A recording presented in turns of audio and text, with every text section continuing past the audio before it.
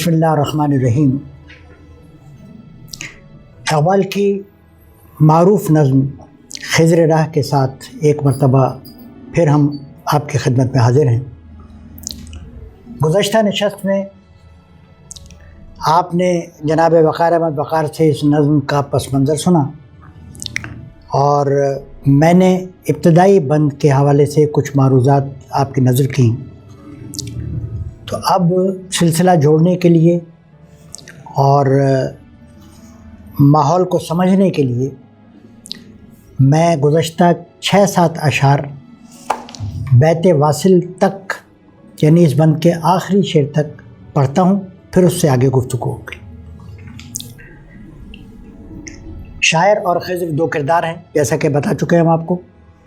تو آغاز ہوتا ہے شاعر سے۔ ساحل دریا پر میں ایک رات تھا محو نظر، گوشے دل میں چھپائے ایک جہان اضطراب، شب سکوت افزا ہوا آسودہ دریا نرم سیر، تھی نظر حیران کہ یہ دریا ہے یا تصویر آپ، جیسے گہوارے میں سو جاتا ہے طفل شیرخوار، موج مستر تھی کہیں گہرائیوں میں مست خواب، رات کے افسوں سے طائر راشیانوں میں اسیر، انجم کم ذوق گرفتار طلسم ماہتاب، دیکھتا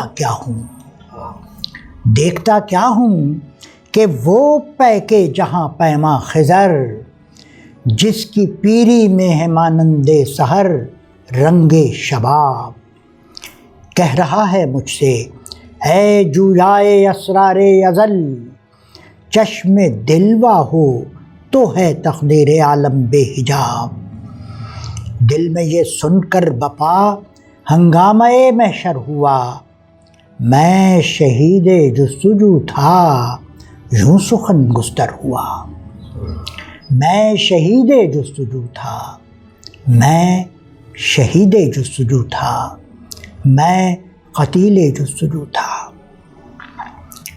شاعر کہتا ہے کہ میں جستجو کی اس سطح پر تھا کہ اپنے سوالات کی تلاش میں اور اپنے اطمینان قلب کی خاطر ہر شخص سے ملنے کے لیے تیار تھا جو میرے سوالوں کا جواب دے سکے، جو مجھے مطمئن کر سکے، اور اس دلی اطمینان کے لیے، اس قومی درد کے مداوے کے لیے جو مجھ سے مطالبہ کیا جاتا، میں وہ مطالبہ پورا کرنے کے لیے آمادہ تھا۔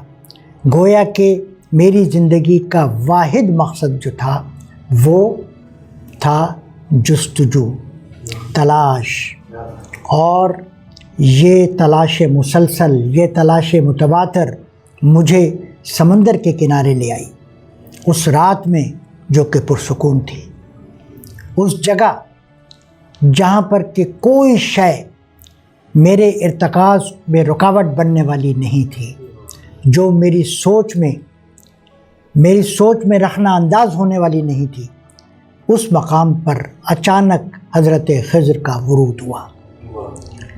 گویا کہ جو دعا میرے دل میں تھی وہ دعا بارگاہ الہی تک پہنچی، اور اس دعا کی قبولیت حضرت خضر کی صورت میں اچانک میرے سامنے آ گئی۔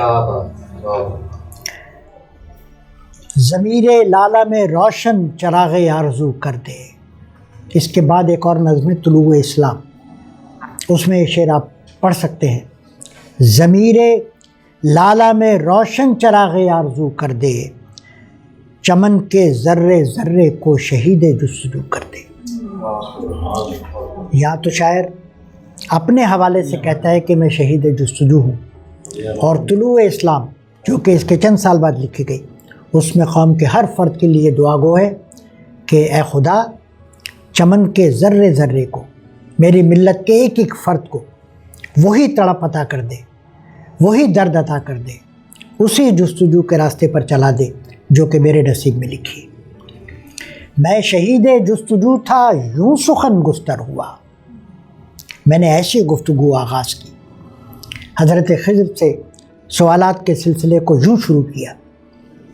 اچھا، اب جو یہ سلسلہ آ رہا ہے نیا بند، اس میں بھی ہم دیکھتے ہیں کہ اقبال بڑی فنکاری سے، بڑی ہوشیاری سے سوالات تو پوچھ ہی رہے ہیں، لیکن زیر سطح خضر کی شخصیت پر تبصرے بھی موجود ہیں۔ یعنی وہ جو ایک سوال ہم لے کر چلے تھے کہ یہ دو کردار ہی کیوں اس نظم میں، اس مکالمے میں، ایک شاعر ہے اور ایک حضرت خضر، تو شاعر اپنی خصوصیات کی وجہ سے جگہ بنا چکا۔ حضرت خضر کے بارے میں چند باتیں ہم پہلے پڑھ چکے کہ وہ جہاں پیما ہیں، دنیا دیکھی ہوئی ہے انہوں نے، وہ سوالوں کے جواب دے سکتے ہیں۔ پھر پیر ہیں، یعنی بڑی عمر کے شخص ہیں، تجربہ کار ہیں، اور پھر یہ کہ ان پر اللہ تعالیٰ کی خاص رحمت ہے کہ وہ بہت سی ایسی باتیں جانتے ہیں جو دوسرے نہیں جانتے۔ تو اے تیری چشم جہاں بھی پر وہ طوفاں آشکار، اے حرف تخاطب، اے شخص، اے یعنی اے خضر۔ ایک بات رہ گئی کہ خضر کو بعض جگہ خضر بھی استعمال کیا گیا۔ ایک بزرگ آتے ہیں مسجد میں، یہاں پڑھ رہے ہیں خضر اور وہاں خضر، اور کہیں تلفظ اس کا خضر بھی ہے، لیکن وہ اردو میں عام طور پہ رائج نہیں ہے۔ اے تیری چشم جہاں بھی پر وہ طوفاں آشکار، اے خضر آپ وہ ہیں۔ ادھر حضرت خضر آئے، انہوں نے کوئی رسم گفتگو نہیں کی اور براہ راست آتے ہی وہ بات بیان کر دی جو کہ شاعر کے دل میں تھی۔ اور ادھر بھی جی شاعر بھی مطلب کم نہیں ہے، جیسا سوال کرنے والا ہے، جیسا جواب دینے والا ہے، ویسے ہی سوال کرنے والا ہے۔ اے شخص، یہ نہیں کہ آپ کون ہیں، پہلے اپنا تعارف کرائیے، کہاں سے تشریف لائیں اور اتنی جلدی کیا ہے، ٹھیک ہے؟ تو اے تیری چشم جہاں بھی پر وہ طوفاں آشکار، چشم پر ہو سکتا تھا، تیری نگاہوں پر، تیری نظروں پر، اس کے وزن سے قطع نظر، یعنی کوئی بھی سادہ سی بات کہی جا سکتی تھی، لیکن جہاں بھی اوپر آیا تھا جہاں پیما، حضرت خضر جہاں پیما ہیں، دنیا بھر میں گھومے پھرے ہیں، اور اب کہتے ہیں کہ آپ اے حضرت خضر آپ جہاں بھی ہیں۔ یہ بی ہمارے یہاں خوب بجائی جاتی ہے، یہ بین بجائی جاتی ہے، اور یہ بین سننے کو ملتی ہے، پڑھنے کو ملتی ہے، اصل میں دیدن ہے، دیکھنا، دیکھنا سے بینت، اور بی سے بینت سے بی دیکھنے والا، دور بھی دور دیکھنے والا، خرد بھی چھوٹی چیز دیکھنے والا، تو جہاں بھی عالم کا مشاہدہ کرنے والا، جہان کو دیکھنے والا، دنیا کو دیکھنے والا۔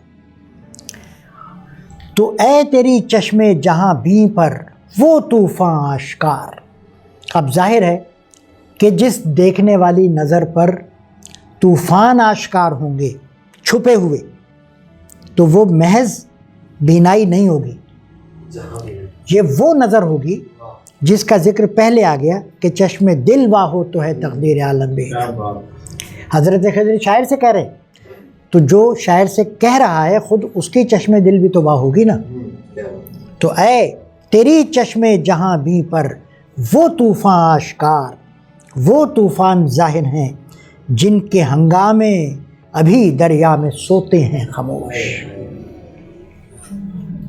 وہ طوفان جو ابھی اٹھے نہیں، جو ابھی ظاہر نہیں ہوئے، جو سامنے نہیں آئے، تو ان سے بھی واقف، یعنی اللہ کے فضل سے، اللہ کے حکم سے، اللہ کے دیے ہوئے علم سے آپ وہ بھی جانتے ہیں۔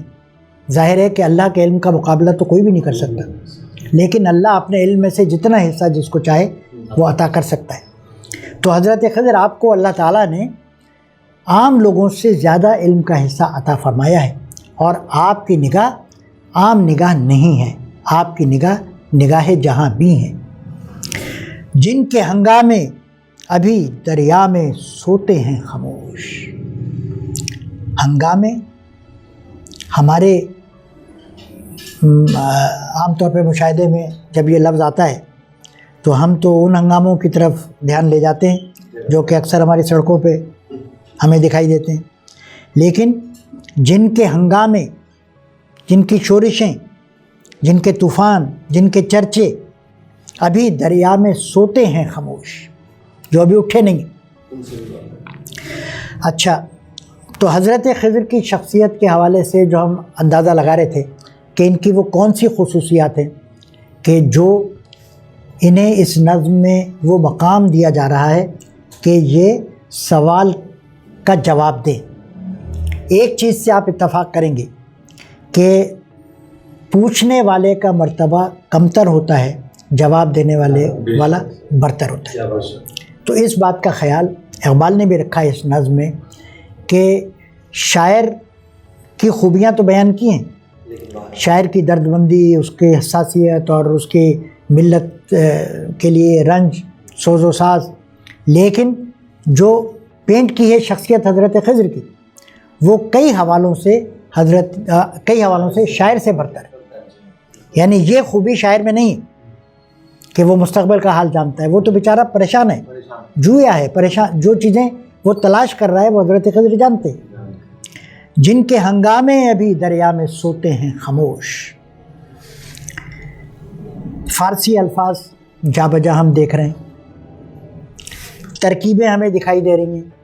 ترکیب یعنی دو لفظ ملا دیے جائیں تو ایک ترکیب بن جاتی ہے۔ پھر ترکیب بنانے کی کئی انداز ہوتے ہیں، کوئی عربی ترکیب ہے، کوئی فارسی ترکیب ہے، کوئی زیر اضافت کے ساتھ ہے، کوئی الف لام کے ساتھ ترکیب ہے، کوئی یائے مجہول کے ساتھ ہے، کوئی یائے معروف کے ساتھ ہے۔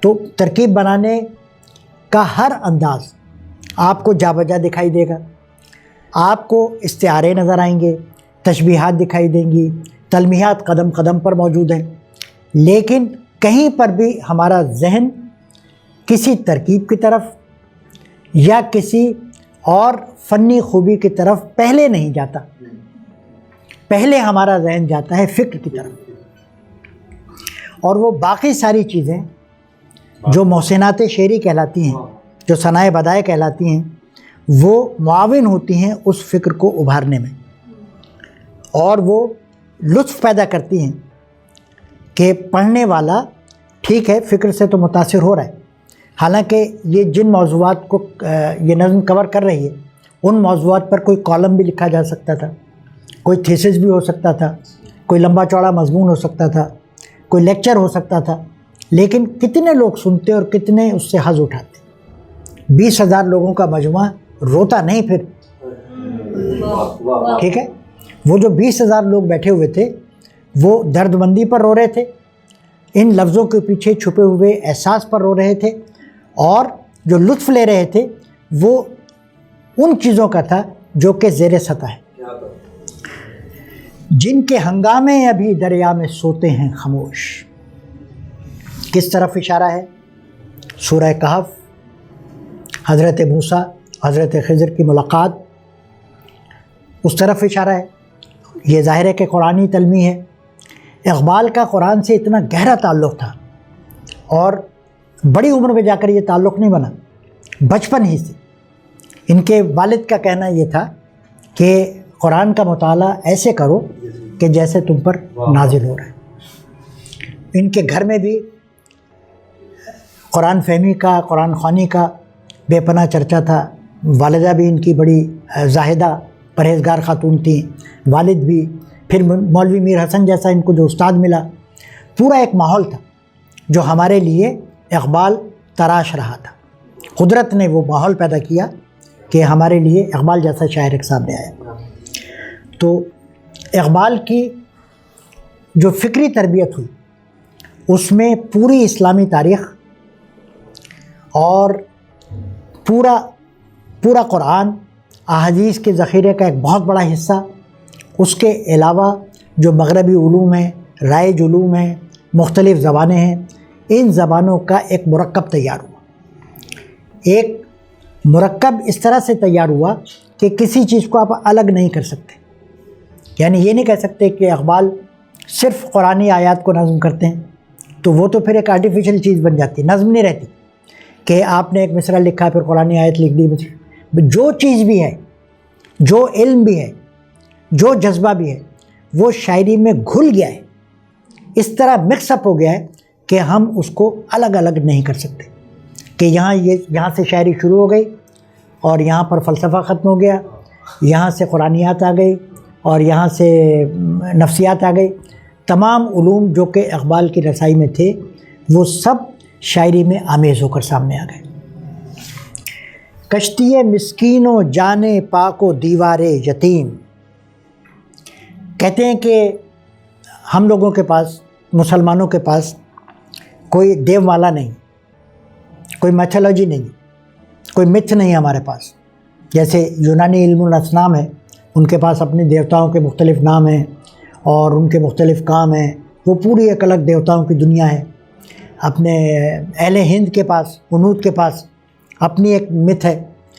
تو اقبال کی شاعری اگر ہم پڑھیں تو ہمیں ایسا معلوم ہوتا ہے کہ اقبال نے مختلف اسلامی کرداروں کو اور مختلف اسلامی تصورات کو جوڑ کر اور شاعری میں پیوند کر کے ہمارے لیے ایک پوری متھ تیار کر دی، پوری ایک دیومالا ہمارے لیے، لیکن وہ ایک اسلامی شکل میں، وہ کوئی مطلب اسلام سے متصادم شکل میں نہیں، اسلامی شکل میں ہمارے لیے ایک پورا علم الاصنام تیار کر دیا۔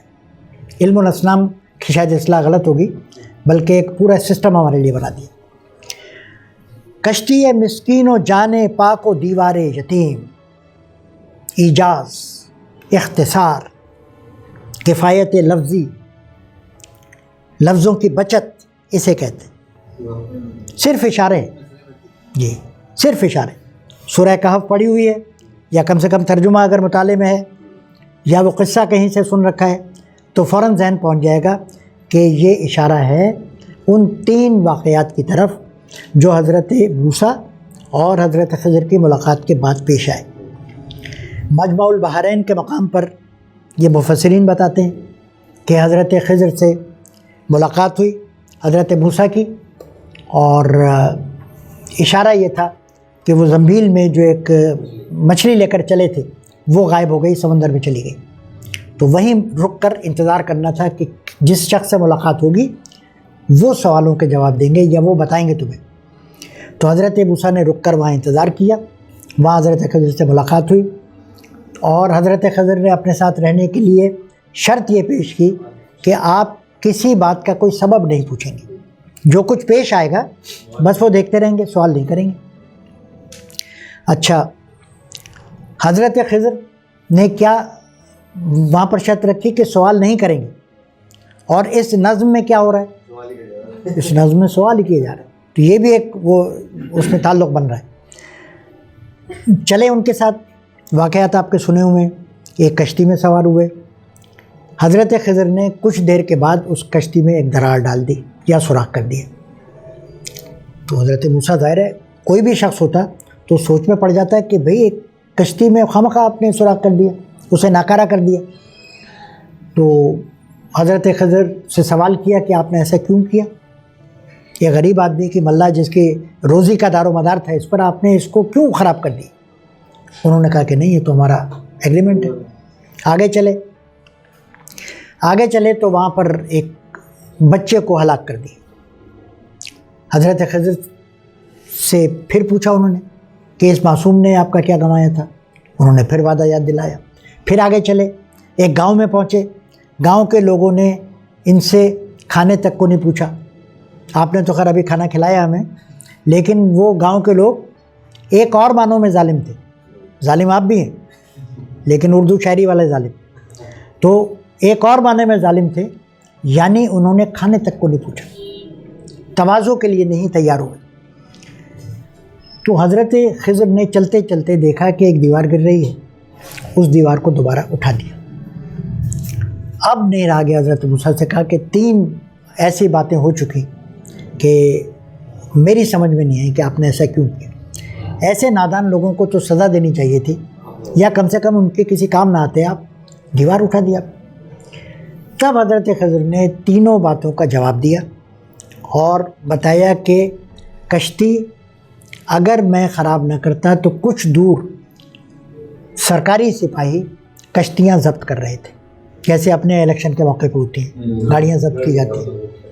تو ضبط کی جا رہی تھی، وہ غریب اللہ کی کشتی ان کے حوالے قبضے میں چلی جاتی اور یہ بے روزگار ہو جاتا۔ اچھا وہ بچہ تو اللہ کی طرف سے عطا کردہ علم کی بنیاد پر میں جانتا تھا کہ بڑا ہو کر اپنے والدین کے لیے یہ برائی کا سبب بنے گا، ان کے لیے آزار بنے گا، مصیبت بنے گا، تو اس کا دنیا میں نہ رہنا ہی بہتر تھا۔ آگے کیا ہوا پھر کہ وہ جو دیوار اٹھا دی، اس دیوار کے نیچے ایک خزانہ دفن تھا اور اس کا مالک یتیم بچہ تھا۔ تو جب وہ بچہ بڑا ہوگا اس وقت یہ دیوار جب گرے گی تو وہ خزانہ اسی حقدار کو پہنچ جائے گا۔ اس کے بعد پھر راہیں جدا ہو گئی۔ تو حضرت خضر کی یہ خصوصیت اور پھر اس کا قرآن کے ساتھ جو تعلق ہے وہ ظاہر کر کے اس کردار کو اہل بنا دیا اقبال نے کہ وہ شاعر کے سوالات کے جواب دے۔ جو حضرت موسیٰ جیسے جلیل القدر پیغمبر کہ جن کے خاندان میں 10,000 کہتے ہیں کہ پیغمبر آئے، ٹھیک ہے، حضرت ابراہیم علیہ السلام کی اولاد میں 10,000 سے زائد پیغمبر آئے، تو ان جیسے پیغمبر کے سوالوں کو جواب دے سکتا ہو جو شخص، تو وہ ظاہر ہے کہ میرے اس طرح کو کیوں دور نہ کرے گا۔ چھوڑ کر آبادیاں رہتا ہے تو صحرا نورد، یہ اسٹیٹمنٹ ہے، چھوڑ کر آبادیاں رہتا ہے تو صحرا نورد، لیکن سوال اس کے اندر چھپا ہوا ہے، کیوں؟ علم موسیٰ بھی ہے تیرے سامنے حیرت فروش۔ جی ہاں، وہ بات اسی میں آ گئی کہ علم موسیٰ بھی ہے تیرے، یعنی آپ کا مقام وہ ہے کہ ہاں، یعنی اب میں آپ سے اگر سوال پوچھوں گا تو یہ سوال پوچھنا بھی جائز ہے، اور آپ جو جواب دیں گے ان جوابات کی بھی کوئی اہمیت ہوگی۔ چھوڑ کر آبادیاں رہتا ہے تو صحرا نورد، زندگی تیری ہے بے روز و شب و فردا و دوش۔ شاعر کے سوالوں میں ایک سوال ہے، زندگی کیا چیز ہے، زندگی کا راز کیا ہے؟ اگلے شعر میں آ رہا ہے، زندگی کا راز کون بتائے گا؟ جو زندگی کے سائے میں ہوگا یا زندگی سے برتر ہوگا؟ جو روز و شب کا اسیر ہوگا وہ بتائے گا کہ روز و شب کیا ہیں، جو روز و شب سے اوپر بیٹھا ہوگا وہ بتائے گا۔ تو اگر ہماری طرح حضرت خضر کی زندگی بھی روز و شب کی اسیر ہوتی، پابند ہوتی، تو انہیں کیا پتہ؟ ہم سے اگر کوئی پوچھے کہ کل کیا ہوگا یا کل کیا ہوا تھا تو ہم نہیں بتا سکتے، کیونکہ ہم زمان کے لحاظ سے بھی مقید ہیں اور مکان کے لحاظ سے بھی مقید ہیں۔ زمان و مکان سے ماورا، زمان و مکان سے بلند مقام اللہ نے جس کو دیا ہوگا وہ بتا سکے گا۔ یعنی بلندی پر بیٹھ کر نیچے کے نظارے کے حوالے سے سمجھا بھی جا سکتا ہے، دیکھا بھی جا سکتا ہے اور بتایا بھی جا سکتا ہے، لیکن نچلی جگہ پہ بیٹھ کر آپ بلندی کے حوالے سے سوالوں کے جواب نہیں دے سکتے۔ تو یہی بات ہے کہ زندگی کے بارے میں کیونکہ پوچھنا ہے، اس لیے کہا کہ زندگی تیری ہے بے روز و شب و فردا و دوش۔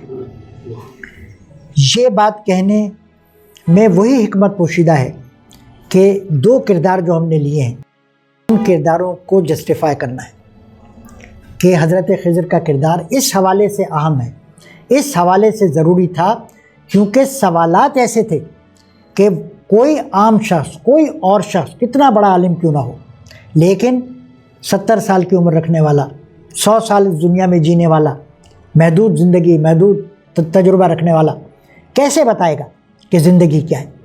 جو زندگی کو اس کے کل میں دیکھ رہا ہو وہ بتائے گا۔ زندگی تیری ہے بے روز و شب و فردا و دوش، تیری زندگی میں نہ آج ہے، نہ کل ہے، نہ دن ہے، نہ رات ہے۔ زندگی کا راز کیا ہے؟ کچھ سوالات ایسے ہیں جو انسان ہمیشہ سے سوچتا ہے، ان میں ایک موت اور زندگی کا سوال ہے کہ زندگی کیا ہے، موت کیا ہے، ہم کیوں زندہ رہتے ہیں، ہم کیوں مر جاتے ہیں۔ کچھ سوال ایسے ہیں کہ جن پر چند لوگ سوچتے ہیں، چند ذہن سوچتے ہیں۔ سلطنت کیا چیز ہے؟ یہ عام آدمی کا مسئلہ نہیں۔ سلطنت کیا چیز ہے؟ اور یہ سرمایہ و محنت میں ہے کیسا خروش. اور کچھ سوال ایسے ہوتے ہیں جو حالات کے تحت پیدا ہوتے رہتے ہیں تاریخ میں، جو کروٹیں آتی ہیں تو ان میں وہ کروٹیں مختلف سوالات چھوڑتی ہیں. تو کیونکہ یہ نظم 1922 میں لکھی گئی اور 1922 سے 5 سال پہلے ایک بہت بڑا انقلاب آ چکا تھا جسے ہم انقلاب روس بھی کہتے ہیں. اس میں زار کی شہنشاہیت ختم ہوئی اور اس کی جگہ ایک انقلابی تحریک نے قدم جمائے، اپنی حکومت قائم کی اور ایک نیا نظام، بادشاہی کی جگہ ایک نیا نظام قائم کیا جسے کمیونزم یا سوشلزم کا نام دیا جاتا ہے. اس طرف بھی اشارہ ہے کہ سرمایہ دار یعنی سرمایہ لگانے والے اور مزدور جو اس سرمایہ کے لیے کہ اس میں سے اپنا حصہ وصول کرنے کے لیے جسمانی محنت کر رہے ہیں، ان کے درمیان یہ کیسی آویزش ہے. انقلاب روس میں بہت خون خرابہ ہوا، بہت خون بہا اور بڑی کشمکش رہی.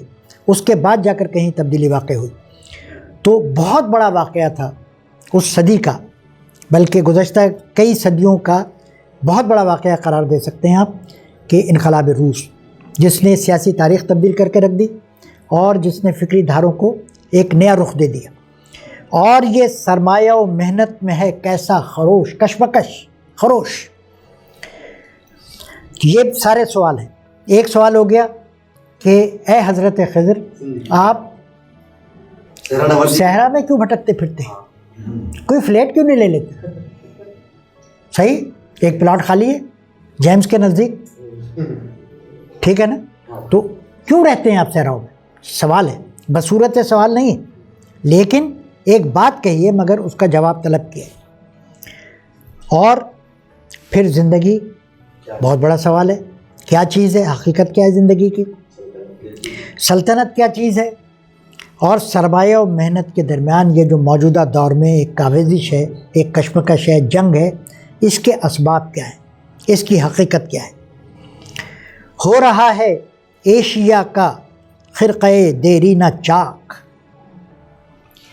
ایشیا کے لوگوں کی سوچ بدل رہی ہے، ان کی فکر تبدیل ہو رہی ہے. یہاں لباس سے مراد لباس نہیں ہے.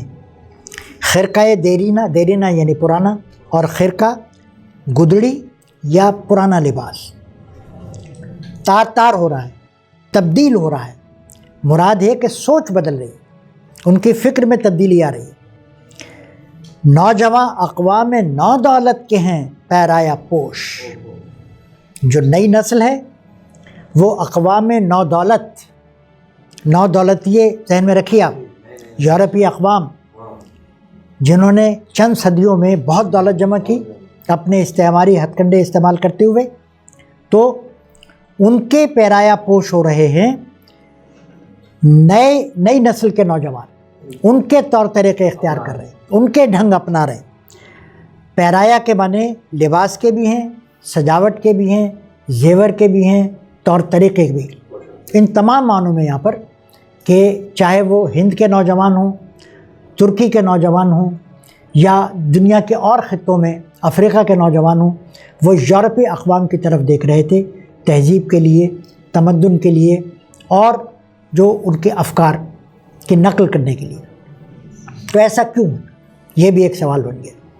اچھا، یہاں ایک شعر اور میں آپ کے سامنے پیش کروں کہ یہ سارے سوالات آخر کیوں اہم ہیں. شاعر کے لیے تو اہم تھے، ان سوالات نے شاعر کو تو مضطرب کیا اور حضرت خضر نے مطمئن بھی کیا، لیکن ہمارے لیے کیا اہمیت ہے؟ ہمارے لیے اہمیت یہ ہے کہ ہم عام طور پر چیزوں کو سطح پر دیکھتے ہیں. ہم سطح بھی ہیں، ہم ظاہر پر حکم لگاتے ہیں.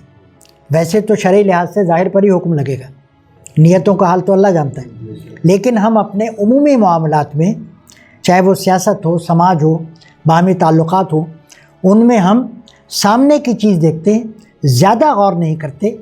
ہم بیک گراؤنڈ دیکھنے کی کوشش نہیں کرتے، پس منظر میں جانے کی کوشش نہیں کرتے. جو کہ ضروری ہے، زندگی کی حقیقتوں کو سمجھنا ضروری ہے. اشارہ ہو رہا ہے مجھے چائے کے لیے، تو نہیں میں وہ بھی پیوں گا، لیکن یہ موضوع گرم ہے اور چائے اس موضوع سے ہم کنار ہے. ٹھیک ہے، کنار کے معنی ہوتے ہیں گود، ٹھیک ہے، یا بغل، تو ہم کنار ہے، تو یہ کیسے ٹھنڈی ہوگی؟ انشاءاللہ نہیں ہوگی ٹھنڈی. تم جہان سے گزرے ورنہ ہر جا جہاں میں دیگر. جی بالکل. جب تک نہ زندگی کے حقائق پہ ہو نظر، اقبال کا شعر ہے، جب تک نہ زندگی کے حقائق پہ ہو نظر، تیرا زجاج ہو نہ سکے گا حریف سنگ. تو یہ جو کچھ ہم پڑھ رہے ہیں، جن سوالات کا ہم سامنا کر رہے ہیں، ان سوالات کے جوابوں کے ساتھ ہم زندگی کی جو شکلیں دیکھیں گے، جو صورتیں دیکھیں گے، اور جن تہوں سے آشنا ہوں گے، جن پردوں کے پیچھے ہم جھانکیں گے، وہ جھانکے بغیر، وہ چیزیں دیکھے بغیر ہم حالات کا مقابلہ نہیں کر سکتے. اقبال نے یہ شعر فرد کے لیے بھی کہا ہے اور پوری ملت کے لیے بھی کہا ہے. تیرا زجاج ہو نہ سکے گا حریف سنگ، تیرا آئینہ سخت پتھروں کا مقابلہ نہیں کر سکتا. اب یہ آئینہ کون سا ہے؟ ہمارے دل کا آئینہ بھی ہے، ہماری فکر کا آئینہ بھی ہے. اور یہ پتھر کون سے ہیں؟ یہ پتھر وہ ہیں جو ہمارے دین کے مخالفین اور ہمارے تہذیب کے مخالفین، ہماری تاریخ کے مخالفین کے ہاتھوں میں ہیں، اور وہ یہ پتھر اچھالتے ہیں ہماری طرف. ہم گھبرا جاتے ہیں کیونکہ ہماری نظر حقائق پہ نہیں ہوتی اور حقائق پہ پردے پڑے ہوئے. تو اقبال کی پوری شاعری اگر آپ دیکھیں تو پوری شاعری میں زور کس بات پر ہے؟ حقائق کی پردہ دری پر. پردہ داری پر نہیں، پردہ رکھنے پر نہیں، بلکہ پردے ہٹائے جا رہے ہیں اقبال کی شاعری. جیسے اس نظم میں اقبال آگے چل کر زندگی کی حقیقتوں سے پردہ اٹھائیں گے کہ تم زندگی کسے سمجھتے ہو، مگر اصل میں یہ ہے. تم سلطنت اسے سمجھتے ہو، اصل میں یہ ہے. تم جمہوریت لوگوں کی گنتی کا نام سمجھتے ہو، جبکہ جمہوریت اصل میں یہ ہے. تو تمام وہ باتیں جو کہ اقبال کے ذہن میں سوالات کی شکل میں تھیں، وہ آگے چل کر ہمیں نئی سوچ دیں گی، نئی فکر دیں گی، اور ہمیں حقیقتوں سے آشنا کریں گی. اور وہ جو ہم پر جس کا پیرایا پوشی میں چلے آ رہے ہیں، ان سے نکالنے میں مددگار. اچھا، پیرایا پوش ہیں کیوں؟ کیونکہ وہ بھی ظاہر بھی ہیں کہ یورپ والے کیونکہ یہ کر رہے ہیں.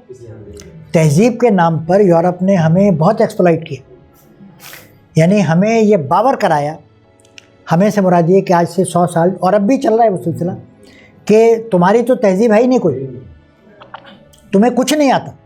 حالانکہ حقیقت اس کے برعکس ہے.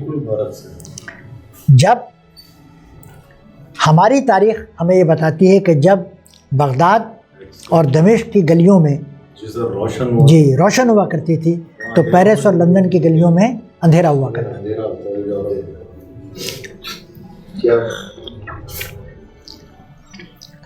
گرچہ اسکندر رہا محروم آب زندگی.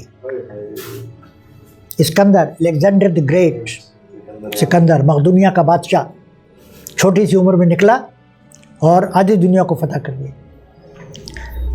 گرچہ اسکندر رہا محروم آب زندگی.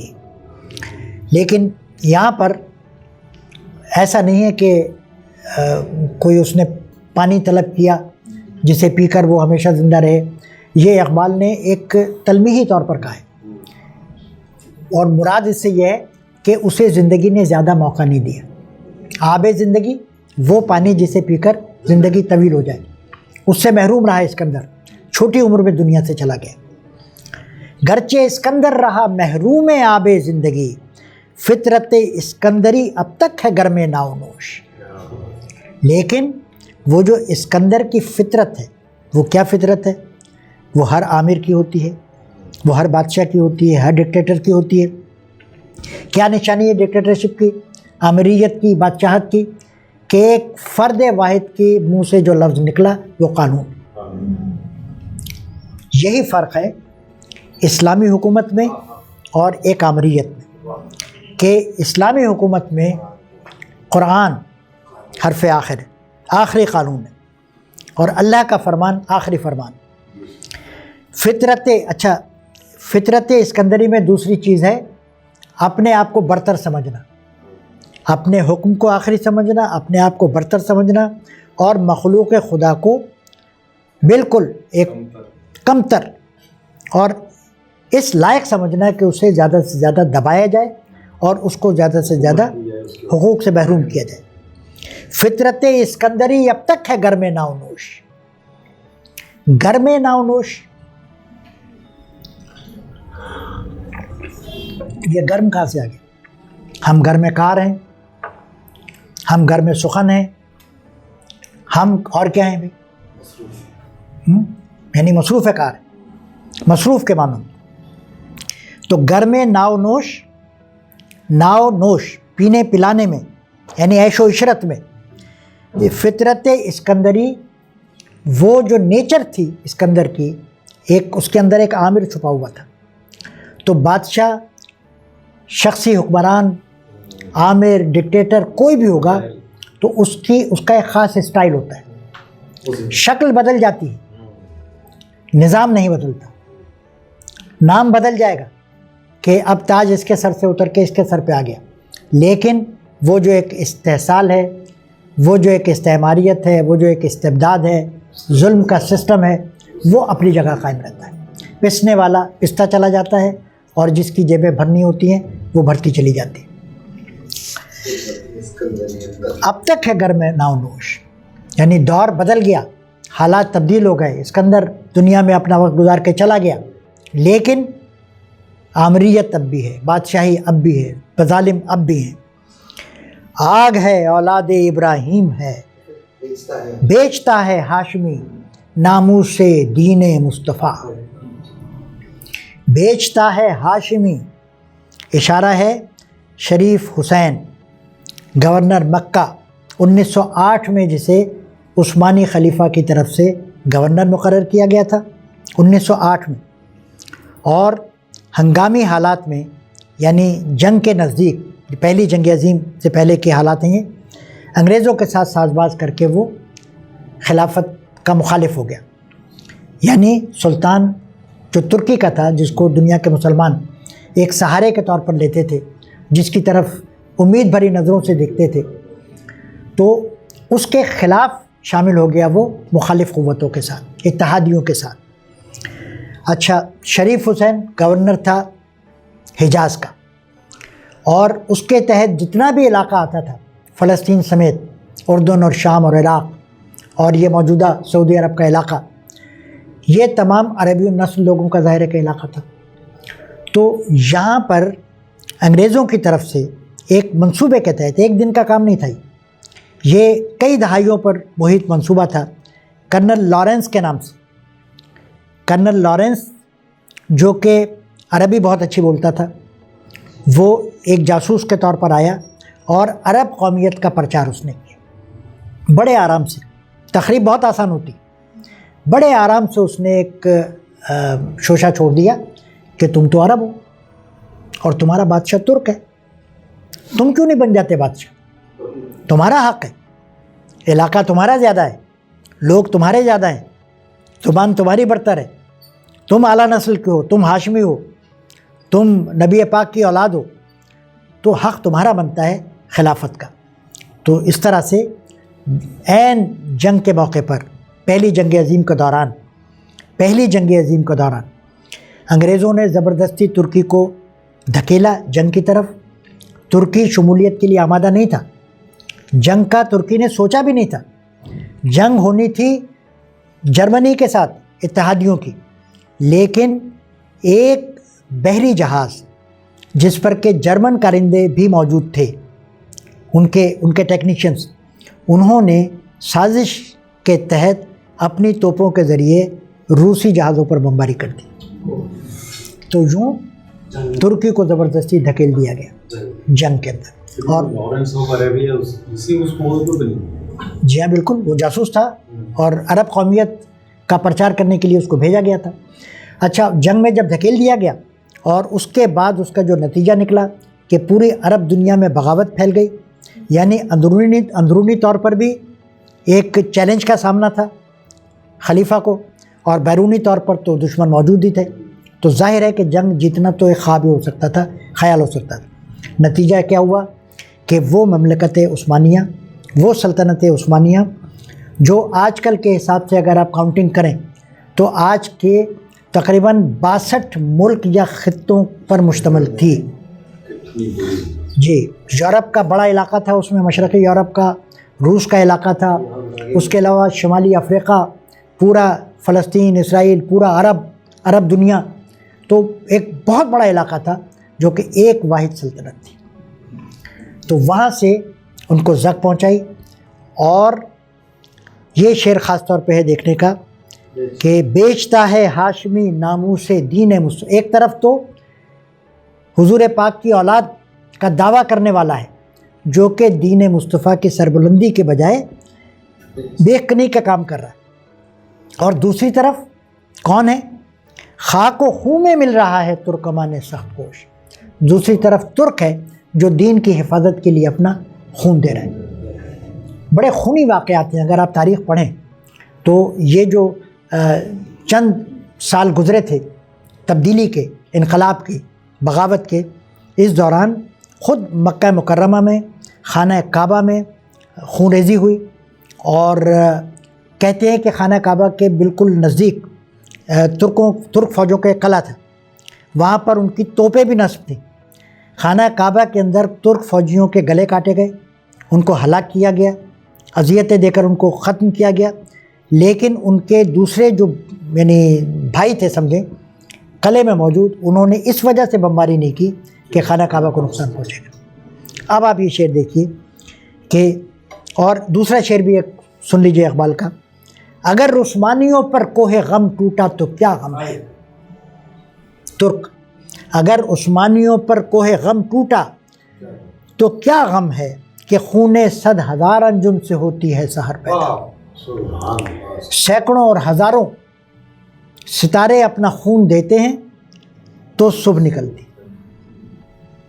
اقبال کی خوبی ہے کہ منفی میں سے مثبت نکال لیتے ہیں، ٹھیک ہے، یعنی یہ جو کچھ ہوا اس پر رونے دھونے کی ضرورت نہیں ہے، بلکہ اسی میں سے اچھائی کا پہلو نکلے گا، اسی میں سے بہتری کی امید جاگے گی۔ آگ ہے اولاد ابراہیم ہے نمرود ہے، کیا کسی کو پھر کسی کا انتہا مقصود ہے۔ آگ، اولاد ابراہیم، نمرود، یہ سب اشارے ہیں جو تاریخی تلمیحات کے طور پر ہمارے ذہنوں میں موجود ہیں، اور ان کا انطباق آپ اقبال کے زمانے پر بھی کر سکتے تھے، بلکہ میں کہتا ہوں کہ نہ جانے کتنی صدیاں گزر گئیں اور کتنی صدیاں مزید گزر جائیں کہ اسلامیان عالم کے لیے یہ شعر ایک ٹائٹل رہے گا۔ یعنی اگر ہم کہنا چاہیں کہ مسلمانوں کی حالت پر کوئی شعر، مسلمانوں کی حالت کو کوئی عنوان دیں تو اقبال کا یہ شعر عنوان بن جائے گا۔ آگ ہے اولاد ابراہیم ہے نمرود ہے۔ آج آپ فلسطین کی حالت دیکھ لیجئے، اس سے پہلے افغانستان کی حالت دیکھ لیتے، عراق کی حالت دیکھ لیتے، ہر جگہ، اس سے پہلے بوسنیا، چیچنیا، تو کبھی آگ کہیں پہنچ جاتی ہے، کبھی آگ کہیں پھیل جاتی ہے۔ کشمیر دیکھ لیں، کیا کسی کو پھر کسی کا انتہا مقصود، اس میں کسی کی تشریح نہیں، وقت کو امتحان مقصود ہے، قدرت کو امتحان مقصود ہے، ہمارے دشمن یہ امتحان چاہتے ہیں، ہمارے اپنے ہی کسی امتحان میں مبتلا ہونا چاہتے ہیں، کیا کسی کو پھر کسی کا انتہا مقصود ہے۔ اور اگر اس کا جواب دینا چاہیں تو ہاں، کسی کو پھر کسی کا انتہا مقصود ہے۔